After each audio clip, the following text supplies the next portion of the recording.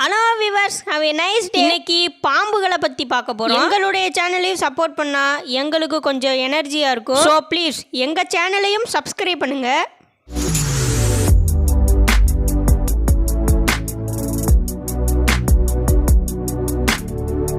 உலகமெங்கும் 3600க்கும் அதிகமான பாம்பு இனங்கள் கண்டறியப்பட்டுள்ளது. அதில் 600 இனங்கள் நச்சுத்தன்மை கொண்ட பாம்புகளா இருக்குது. இந்தியாவில் மட்டும் 230 வகையான பாம்புகள் இருக்குதான். இதுல 50 இனங்கள் நச்சுத்தன்மை கொண்டதா. ராஜநாகம், நல்ல பாம்பு, கட்டுவிரியன், கண்ணாடி விரியன், பவளப்பாம்பு இதெல்லாம் கொடிய விஷம் கொண்ட பாம்புகளா இருக்கு. பொதுவா பாம்புகள் அதற்கு உணவாக பூச்சிகள், பறவைகள், அதன் முட்டைகள், எலிகள் போன்றவற்றை உட்கொள்ளும். ஆனால் ராஜநாகம் என்ற பாம்பு மட்டும் மற்ற பாம்புகளை தான் உணவாக உட்கொள்ளுமா. பாம்புகளில் குட்டி போடும் இனங்களும் முட்டையிடும் இனங்களும் இருக்குது. ஆப்பிரிக்காவை வாழ்விடமாக கொண்ட கருப்பு மாம்பா என்ற பாம்பு தான் அதிக நஞ்சு கொண்ட பாம்புன்னு சொல்றாங்க. ஒரே கடியில் 100 மில்லி நஞ்சை செலுத்தும் அப்படின்னு சொல்றாங்க. இந்த விஷத்தில் 10 மில்லி மனித உடம்பில் ஏறினாலே இறந்து விடுவாங்களாம். அது மட்டுமல்ல, உலகிலே மிகவும் விரைந்து செல்லக்கூடிய பாம்பு இந்த கருப்பு மாம்பாதான்னு சொல்றாங்க. மணிக்கு 20 கிலோமீட்டர் வேகத்தில் செல்லுமா. இன்னும் பாம்புகளை பத்தி